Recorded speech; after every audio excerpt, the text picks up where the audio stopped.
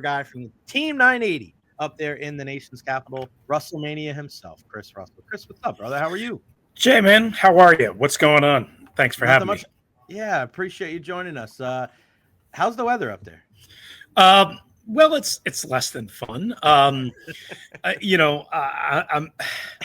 People are complaining. The reason why I ask is because people are bitching and moaning here. I'm checking the official. They're saying it's 54, but it's colder down here. Feels like 45. People are losing their mind. I'm wearing a hoodie today. It's a different world down here in Tampa. Well, yeah, you know that. As soon as you move down to Tampa or Orlando, and I have, I have still a lot of family in the Kissimmee St. Cloud area, so more Central Florida, obviously away from you guys. They always used to laugh at, the grandmothers and grandfathers that used to move down to Florida, and they would be cold when it would be like 75 degrees, right? As soon as you live in that for an extended period of time, 6 months, 8 months, 12 months, I don't know, whatever it is, and maybe it's different for everybody, your body gets used to it. Your body adjusts to it. And yes, it's still hot as hell and still humid as you know what, but when it drops below like 65, people start to get a little cranky because they're like, wait, what is this? It's supposed to be 85 degrees at night, not 65 degrees or not 55 degrees at night or whatever it is. Right. So I totally get it. I totally get it. Now, up here, we got freaking out. Yeah. Well, and that's the thing, like everybody, of course, is used, generally coming from, to Florida from not everybody, but a lot of people from the Northeast and, central part of the country where it's a lot colder and icier and all that stuff. I mean, I've lived in so many damn climates that nothing really phases me. I've lived in Fort Lauderdale for a year. I've been to Florida, so many times I can't even count.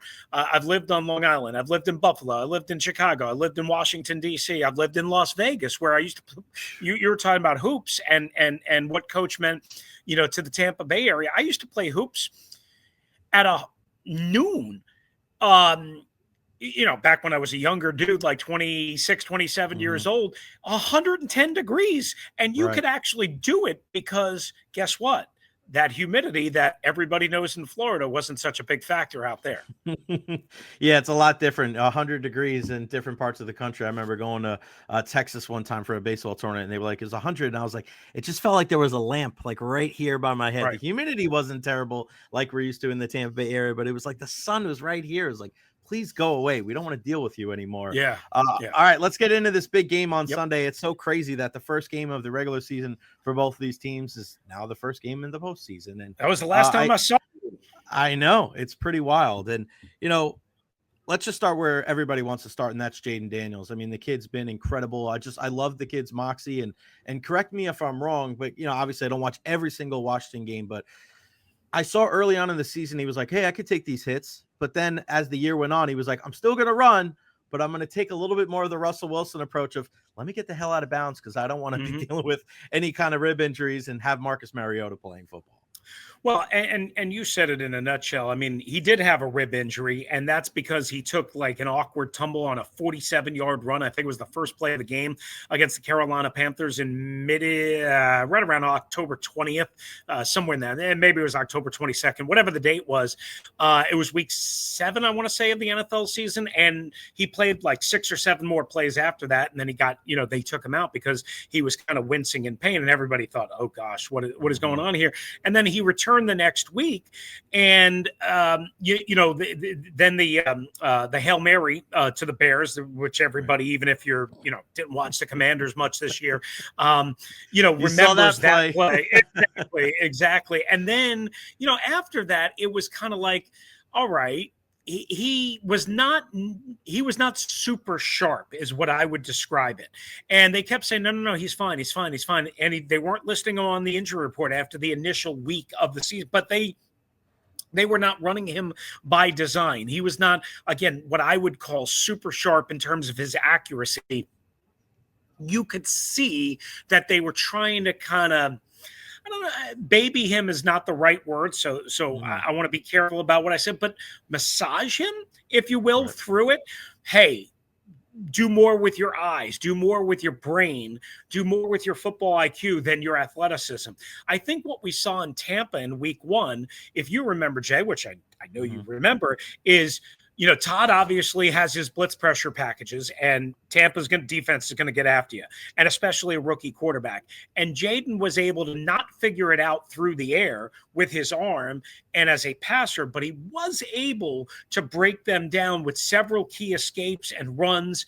And I think he had 16 runs for, I want to say, about 112 yards and 2 rushing touchdowns. But he did take the one nasty shot, if you remember, right around the 5-yard line, in which his helmet popped off. And then his helmet popped off the second time. So to me, I say all of this to say, yes, your sense is right. Like the other day, he ran out of, or he stepped out of bounds when he could have thrown. He could have tried to pass. He could have tried to run for it. He just stepped out of bounds. I didn't hate that, because my biggest thing, my number one thing, for any quarterback that I have, is please don't get hurt. Because you could talk about this next man up crap all you want.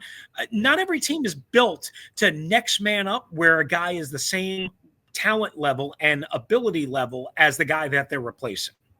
Yeah, it's a great point. I mean, you could say that about, I think, other sports but you know this, I mean, following the Caps and following hockey too. Like if your starting quarterback or your starting goalie comes down or goes down and he's a really, really great player, I don't care who you have behind him. There's a good chance that there's going to be a precipitous drop off. Like if Ovi goes that, right? I mean, you saw it from the years where Ovi went down, for 5 weeks. Down, they're able to bounce back. They're able to, kind of stay up there. But, years past when, like, let's say Ole the goalie goes down, or some of the other goalies that they've had, when the Caps won the cup, those guys go down. Then you start looking around. Same thing with Vasilevsky with the Lightning. He goes down. Like no matter who, we didn't have him for 20 games last year. And you're not talking about replacing that guy. You're talking about treading water. And that, regardless of the next man up mentality, I don't think that's necessary. I'm with you 100%. People are going to be worried about Jayden Daniels. They're going to be worried about Terry McLaurin. What is another aspect of the recipe for success for Washington on the offensive side of the ball that the Buccaneers have to be concerned about? Concerned about, I would say, Zach Ertz, especially in the red zone. That has been, it was a little bit slow to develop that connection, not in terms of frequency or volume early on, but it was more like it wasn't connecting and it wasn't hitting and it wasn't in rhythm in the red zone. But I think he's got 6 out of the last 7 games or something like that. He didn't, he scored a touchdown on Sunday from Marcus Mariota, not from Jayden Daniels, because Daniels was pulled at half with what they eventually called mild leg soreness, and Mariota kind of threw one, from the, I think, 6-yard line or whatever it was, and it was a little bit behind him, and Zach made a nice adjustment. Zach has been really good second half of the year, red zone and frequency and volume, 5-6 carries, targets, maybe 7, kind of depending on the game, and for the most part, he'll be reliable with his hands. But again, he's been really, really, really good in the red zone the second half of the year. So I would say that's number one outside of Terry McLaurin, who you mentioned already. And Terry's been way better in the red zone this year than he has been in years past. And everybody attributes it to the quarterback, but it's also Terry working his ass off to get open and to create separation and to be a better hands catcher, as we saw on that game-winning touchdown with 2 seconds left from Mariota on Sunday in Dallas. And I would say one other thing, if you're kind of looking for like a wild card, if you will, watch out for De'Ami Brown, the 4th-year receiver out of North Carolina. He's got speed to kill, Jay, and they use him on a lot of screens and a lot of quick game stuff, but he has the ability to take the lid off, and they've only really done it once this year against Philadelphia, and they hit it for 50 yards in stride a couple of weeks ago. And then he got hurt, and he was out the next week, and then last week it was kind of like, okay, get him back in the game, whatever. Watch out for that, especially against this injury-riddled, depleted Buck secondary. Yeah, and it's interesting because, we saw what Zacchaeus was able to do against his old team, and it was kind of great to be able to watch that game on Sunday Night Football, and everybody in the Tampa Bay area is rooting for Washington. Like, please take care of business against the Falcons, please. And Zacchaeus was like, oh, yeah, you remember me, Atlanta? And he was able to do the job. So that was what a back-and-forth battle that was. And OZ has been great too. The problem with OZ is his hands. And if anybody saw the trick play that they ran and Cliff Kingsbury dialed up, which included both De'Ami Brown and Olamide Zaccheaus, De'Ami Brown kind of like got a little pitch toss to him on motion on like an end around sweep, and then stopped and cocked his arm and threw a bomb. And it was a great pass, and it should have been a long touchdown. And Olamide Zaccheaus just dropped it. Now, again, if he catches it, it's a completely different context game, what have you. And also, this isn't kind of the narrative that it is, but because of that, because of other things, OZ, as people call him up here, or Oz, some people call him, you know, he's the wild card in wild card weekend because we don't know what to expect. He's always open. He gets him. He's tough. He's physical. He can hurt you guys, but can he catch? And that's been a problem for him, quite honestly, throughout the year. Chris, tell me about this running game. I know last year the story of Brian Robinson's going to go down. It's probably one of the better stories. Him coming out to the field to many men by 50 said. It's want to talk about a poetic type of debut and poetic initial start to his career. What about him? What about the running game? What should the Buccaneers be concerned of when it comes to outside of Jayden Daniels on the rushing attack? So it's the number one question that I have going into the week. They have not had a good natural running game, meaning outside of the quarterbacks, in 5 weeks. At the start of this 5-game winning streak, they tore apart Tennessee in a good defensive line. They tore apart Tennessee, and Brian Robinson keyed that. Excellent blocking. It was the game right before their late season bye in December, and they ran for 267 yards. And yes, Jayden Daniels was a part of that, but he wasn't a huge part of it. It was, the natural running game. Since then, there's been virtually nothing outside of a sprinkle and a dose from Chris Rodriguez, who's a second-year back from Kentucky. He's been on and off the roster. Last week, they had 4 running backs active for the first time this year in Dallas, and that was partially because Austin Eckler was coming back from IR, and he was on a pitch count. So I don't know what they're going to do this week. My guess, and this is just my guess, is they stay with the 4 backs and, maybe go one less receiver like a KJ Osborne, who they signed a couple of weeks ago. That would be my guess, but there's some other roster machinations going on, so it could very well be 3. My question is everybody knows how good and how dominant Vita Vea is. Can they run to the edges, which they weren't able to do in week 1 at Raymond James? And I need to see more toss pitches, toss cracks, getting out on the perimeter, and certainly Austin Eckler is a part of that, but also Brian Robinson can do that. He can break tackles and get after it downhill after contact, but for whatever reason, whether it's the offensive line, whether it's him being banged up, and he's been banged up a bunch throughout the year, whether it's a combination of all of that, it just hasn't worked the way they need it to work, and my fear is with Vita Vea staring right at them, that they're going to go, no, this ain't for us, dog. And we're just going to throw 50 times on Sunday night and take our chances that way. Yeah. Vita Vea, Kalijah Cansey is another guy, his second-year player out of Pittsburgh, he's just coming into his own. It's weird. The Buccaneers, their pass rush from the outside linebacker position hasn't been great. They get their sacks pretty much from everybody. Back. Shaq Barrett coming back.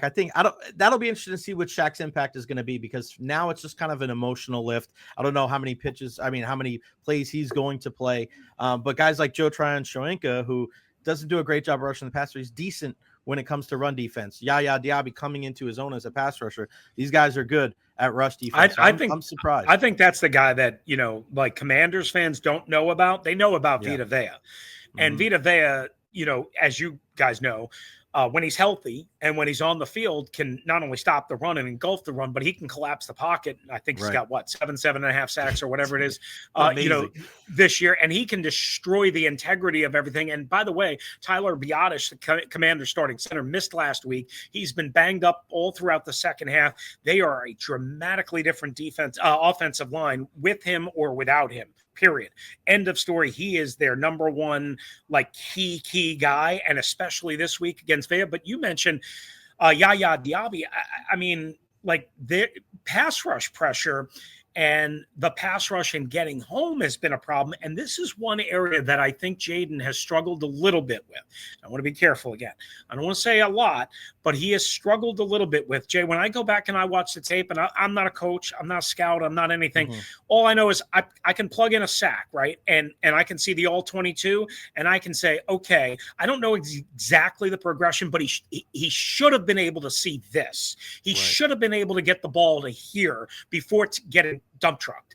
And that's been a little bit of a problem for Jayden Daniels, especially in the second half of the season, for whatever reason. And that is an area that the Tampa Bay Buccaneers, I fully expect them to be able to take advantage of. Yeah, one thing that I look at when it comes to Jayden Daniels is you can't be this good as a rookie if you don't have that kind of snap and clear mentality. You make a mistake, you keep on going. But I don't look at a kind of a combination or a multitude of issues. I'm just looking at that one throw.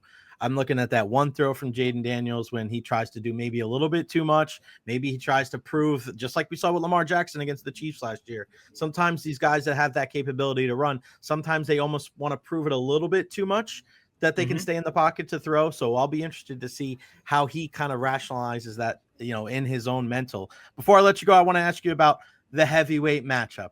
A lot of people in the Tampa Bay area want to see this because these two guys clearly don't like each other. Marshon Lattimore played so many years with the New Orleans Saints.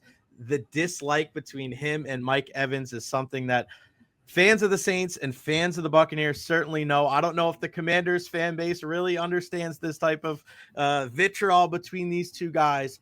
What do you expect to see from this matchup? I know he's missed a bunch of time due to injury.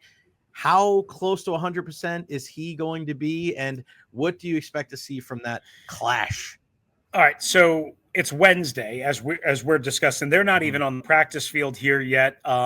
So we'll get a further update, obviously, today. And if he's limited or if he's full go, of course, that's a really good sign, right? They've kept him out the last 2 weeks against Atlanta and against Dallas. That was expected. That was understood. He re-aggravated the hamstring that he hurt in New Orleans, which caused him to be deactivated before his final game, and then ultimately traded because things fell out in New Orleans. And then even when he came here, everybody was like, oh, he'll be fine. He'll snap to it. He's just out of New Orleans, so he'll be happy. And he missed the first 5 weeks, So this has been a problem for Marshon Lattimore the last couple of years. He has not been able to stay healthy, frequent injuries. And I know Mike Evans obviously had an injury earlier this year, but I don't know, maybe you would disagree. Mike doesn't look very different to me since he's come back, right? So I think Mike Evans has the natural advantage, and I'm assuming that Marshon Lattimore is going to play.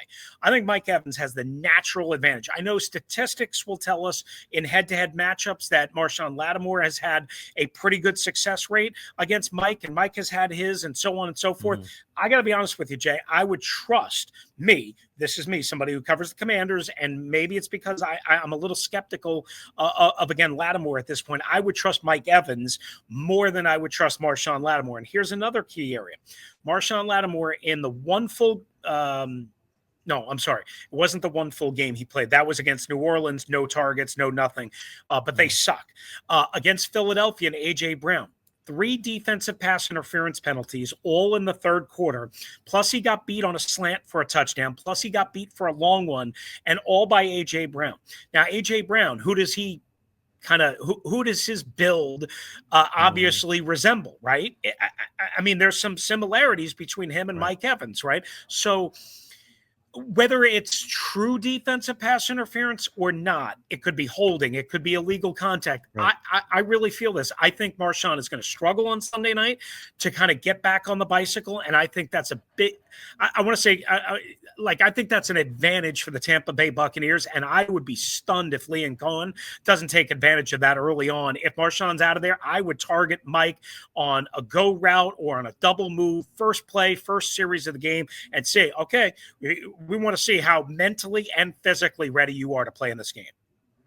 Team 980's Chris Russell from up there in the nation's capital, up there in D.C. I'll be joining his program on Friday at 2:30. I know you got to get ready for your show. You're on at 1 o'clock. Thanks so much for your time, my partner. Always good to catch up. Are you going to be here Sunday? Well, so I want to be. but the Mhm. weather is playing a little helter skelter, and you know this, right?